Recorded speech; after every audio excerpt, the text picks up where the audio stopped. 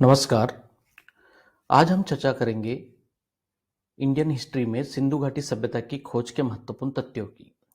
आप कहेंगे कि हमने पढ़ रखा है, दयाराम साहनी जी ने खोजा, जॉन मार्शल आए। इसके पहले भी सिंधु घाटी सभ्यता को किसी ने देखा था, उसी पर हम चर्चा करेंगे।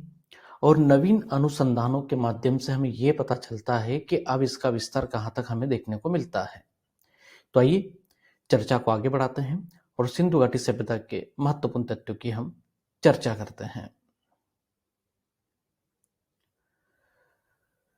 नवीन अनुसंधानों से ये पता चला है कि सिंधु घाटी सभ्यता का जो विस्तार है वह उज्जैन के कायथा मध्य प्रदेश, नर्मदा नदी घाटी और कर्नाटक तक देखने को मिलता है।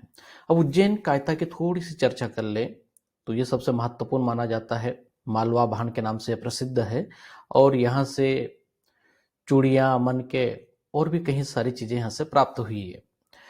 कायता इसलिए भी महत्वपूर्ण हो जाता है आप लोगों के लिए, कायता में ही वारा मिहिर जी का जन्म हुआ था, तो काफी महत्वपूर्ण है कायता। अब यहाँ पर हम संक्षिप्त में ही चर्चा करेंगे क्योंकि ये 3 महत्वपूर्ण बिंदु है और यहीं पर आपको ध्यान देना भी है क्योंकि नवीन अनुसंधान से लेकर अगर प्रश्न पूछा जा रहा है, जैसे कि मानचित्र में भी आपको दर्शाया गया है, तो यहाँ पर आपको ध्यान देना है।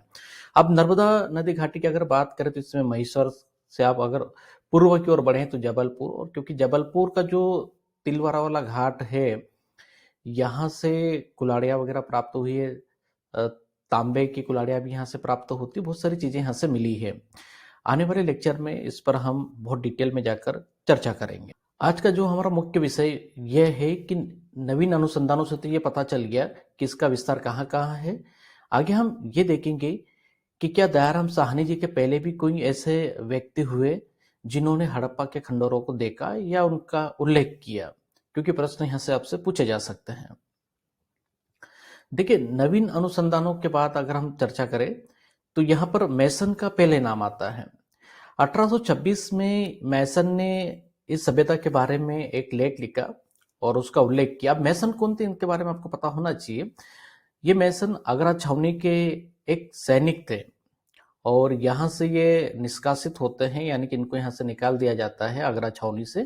तो फिर ये क्या कह सकते हैं कि राजस्थान वाला क्षेत्र यहाँ से भटकते करते ये पहुंचते हैं हड़प्पा के खंडोरों तक। तो वहां पर इन्होंने जब देखा कि अरे एक अलग ही जगह है, इसके बारे में कुछ लिखना चाहिए, तो इन्होंने लिखा।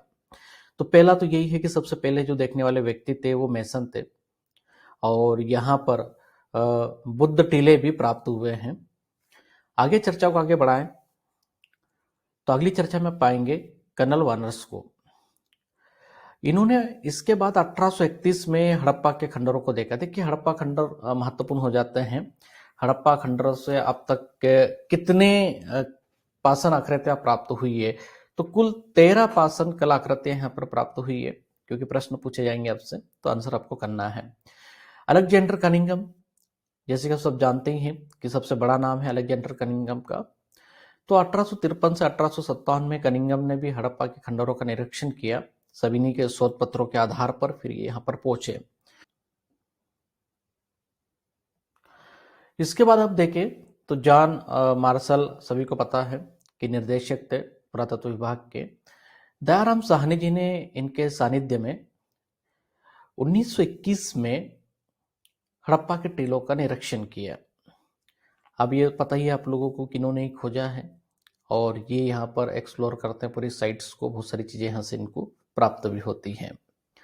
राकलदास बनर्जी की बात करें तो 1922 में इन्होंने लरकाना जो जिला पाकिस्तान में है, तो इन्होंने मोहनजोदाड़ो के खंडरों की खुदाई की। अब मोहनजोदाड़ो से टोटल 11 पाषाण कलाकृतियां प्राप्त हुई है, जिनमें से 2 पशुओं की है और 9 मानव आकृतियां हैं। यह महत्वपूर्ण तथ्य है, आपको पता होना चाहिए। देखिए, प्रश्न पूछा जाएगा कि कितनी कलाकृतियां वहां पर पशुओं की प्राप्त हुई थी, तो 2 बताएंगे। मानव आकृतियां कितनी प्राप्त हुई है, तो आप 9 बताएंगे।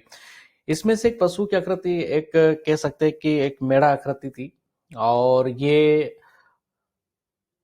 25.4 सेंटीमीटर की एक ऊंची प्रतिमा थी और इसकी जो सूंड थी वो हाथी के समान सूंड यहाँ पर प्राप्त होती है। आगे चर्चा में आप देखें तो इसके बाद 1935 और 36 में भी डॉक्टर मैके ने चुनादड़ो सिंधु घाटी के जो कि नवासा जिले में खुदाई की, यहाँ से भी एक नई चीजों की इन्होंने प्राप्त किया। अब ये 3 स्तर में था। हड़प्पा सभ्यता में चुनादड़ो को हम 3 स्तर में बांटते हैं, प्रथम, द्वितीय और तृतीय में, जिसके बारे में हम विस्तार से पढ़ेंगे। 1935 में रोपड़, रंगपुर, यहाँ पर भी खुदाई की गई। तो इस तरह से खुदाई कार्य चलते रहे। ये महत्वपूर्ण फैक्टर हो जाते हैं एमपीपीएससी के लिए भी, और यहीं से प्रश्न आपसे पूछे जाएंगे।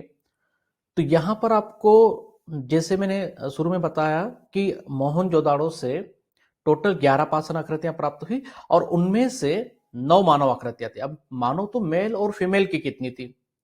यूपीएससी में भी प्रश्न पूछा जाएगा आपसे कि मानव यानी कि मैन की कितनी थी और फीमेल की कितनी प्राप्त हुई है। तो यहां पर आपको बताना होगा कि जो मानव आकृतियां थी यानी कि पुरुष की, वह 4 प्राप्त हुई है यहां पर। धन्यवाद। आने वाले लेक्चरों में हम और भी गहराई में जाकर चर्चा करेंगे यहाँ पर।